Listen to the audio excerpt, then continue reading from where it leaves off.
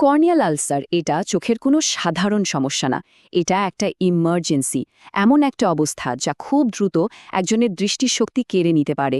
আর একজন চিকিৎসক হিসাবে আমাদের প্রত্যেককে এই পরিস্থিতি সামলানোর জন্য একদম প্রস্তুত থাকতে হবে। চলুন আজ আমরা এই ব্যাপারটা ধাপে ধাপে বুঝে নিই কিভাবে এই কঠিন চ্যালেঞ্জটা মোকাবেলা করতে হয়। ডক্টর তুলির এই কথাটা একদম সত্যি। কর্নিয়াল আলসারের ক্ষেত্রে সময়টাই হলো সবচেয়ে বড় ফ্যাক্টর। মানে কয়েক ঘন্টার মধ্যেই একটা ছোটখাটো সমস্যা একেবারে ভয়াবহ রূপ নিতে পারে, এমনকি দৃষ্টিশক্তিও চলে যেতে পারে। তাই আমাদের প্রত্যেকটা পদক্ষেপ নিতে হবে খুব দ্রুত আর নির্ভুলভাবে।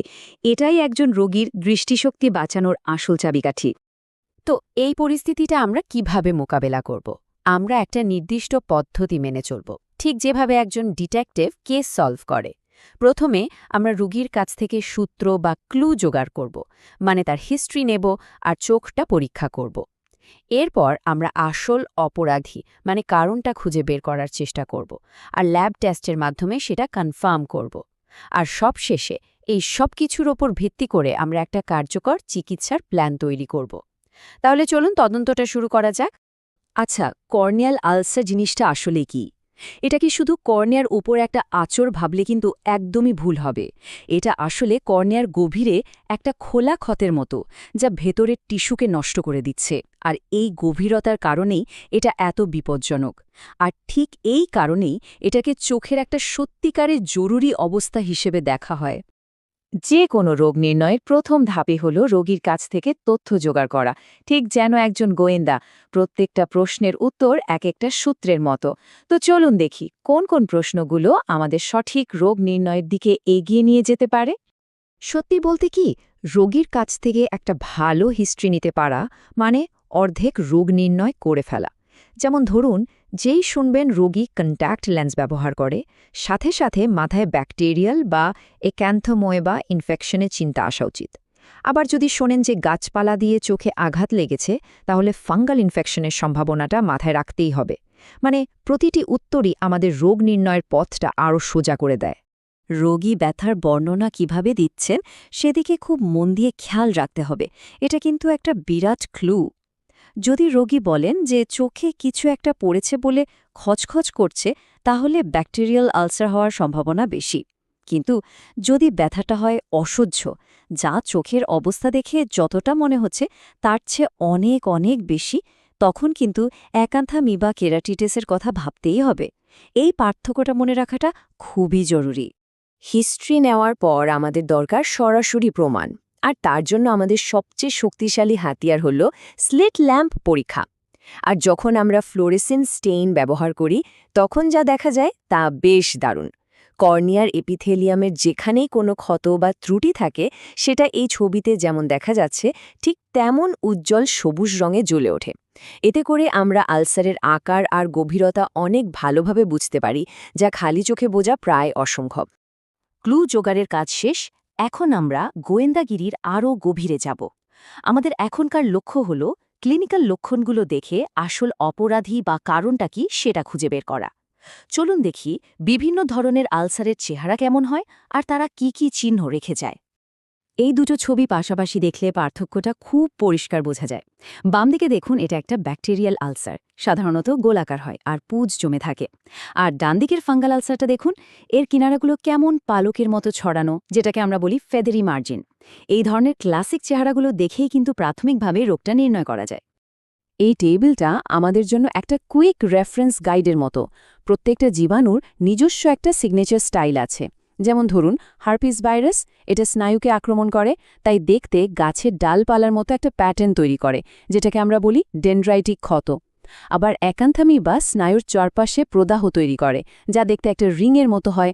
এই ক্লাসিক লক্ষণগুলো জানা থাকলে আমরা খুব দ্রুত সঠিক রোগ নির্ণয়ের দিকে এগোতে পারি। তবে একটা জিনিস মাথায় রাখতে হবে, সব কর্নিয়াল আলসার কিন্তু ইনফেকশনের কারণে হয় না। এই ছবিটা দেখুন, এটা হলো প্যারিফেরাল আলসারেটিভ ক্যারেটাইটিস বা পিইউকে। এর কারণ কোনো জীবাণু না, বরং শরীরের নিজস্ব রোগ প্রতিরোধ ব্যবস্থা যখন নিজের বিরুদ্ধেই কাজ করে। এটা সাধারণত রিউমাটয়েড আর্থ্রাইটিসের মতো অটোইমিউন রোগের সাথে দেখা যায়। তার মানে এখানে শুধু চোখের চিকিৎসা করলেই হবে না, রোগীর পুরো শরীরের অবস্থাকেও চিকিৎসা করতে হবে। এটা একটা খুবই গুরুত্বপূর্ণ ক্লিনিক্যাল পার্ল। যেহেতু ব্যাকটেরিয়াল আলসার সবচেয়ে কমন, তাই এর লক্ষণগুলো আমাদের মাথায় একদম গেঁথে ফেলতে হবে। তাহলে কি হবে? যখনই আমরা এর থেকে একটু অন্যরকম কিছু দেখব, ধরুন আলসারের কিনারাটা অদ্ভুত বা ব্যথাটা অস্বাভাবিক, তখনই আমাদের মাথায় অন্য কোনো কারণের কথা আসবে। এটাই একজন অভিজ্ঞ চিকিৎসকের মতো করে চিন্তা করার প্রথম ধাপ।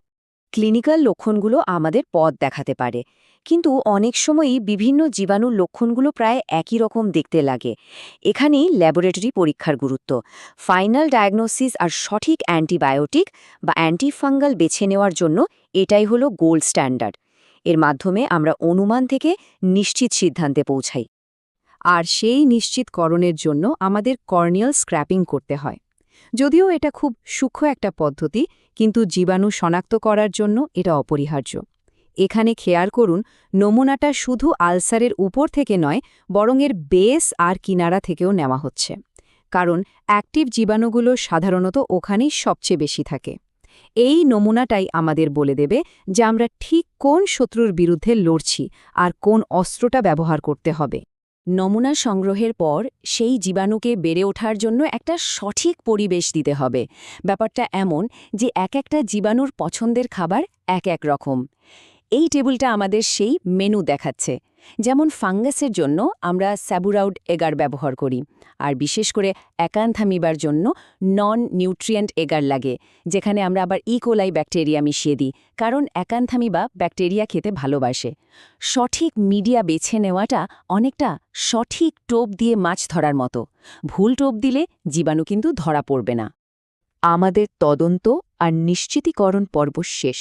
এখন সবচেয়ে গুরুত্বপূর্ণ পর্যায়, চিকিৎসার প্ল্যান তৈরি করা।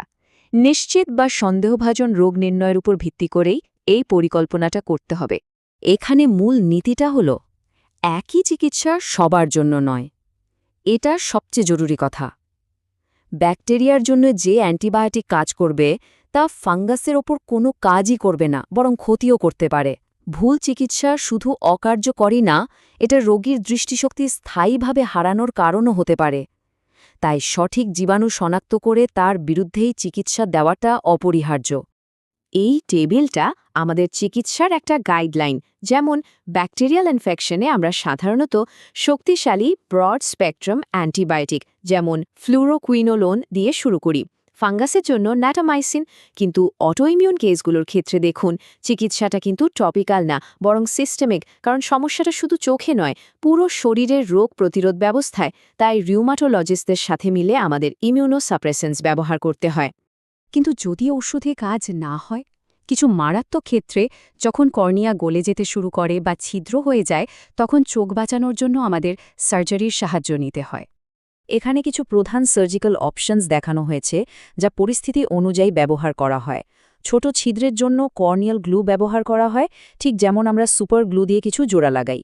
অ্যামনিওটিক মেমব্রেন একটা বায়োলজিক্যাল ব্যান্ডেজের মতো কাজ করে, যা ক্ষত সারাতে সাহায্য করে। আর সবচেয়ে খারাপ অবস্থায়, যখন কর্নিয়া আর বাঁচানোর মতো থাকে না, তখন থেরাপিউটিক কর্নিয়াল ট্রান্সপ্লান্ট বা টিপিকে করতে হয়। এখানে আমরা সংক্রমিত কর্নিয়াটা সরিয়ে একটা সুস্থ ডোনার কর্নিয়া বসিয়ে দিই, মানে বলতে গেলে একটা নতুন জানালা লাগিয়ে দেওয়া হয়। আজকের এই আলোচনা থেকে এটা পরিষ্কার যে কর্নিয়াল আলসারের ব্যবস্থাপনায় সঠিক সময়ে রোগ নির্ণয় করা আর নির্দিষ্ট চিকিৎসা দেওয়াটা কতটা জরুরি। প্রত্যেকটা পদক্ষেপই একজন রোগীর দৃষ্টিশক্তি বাঁচানোর জন্য অপরিহার্য। তবে শেষে একটা বড় প্রশ্ন আমাদের ভাবিয়ে তোলে, অ্যান্টিবায়োটিক রেজিস্ট্যান্স যেভাবে বাড়ছে, তাতে ভবিষ্যতে আমরা এই চোখের জরুরি অবস্থাগুলো কিভাবে সামলাবো? এটা আমাদের সবার জন্য একটা বিরাট চ্যালেঞ্জ। सब लीजिए 5,000 लौटे दिख जाना चाहिए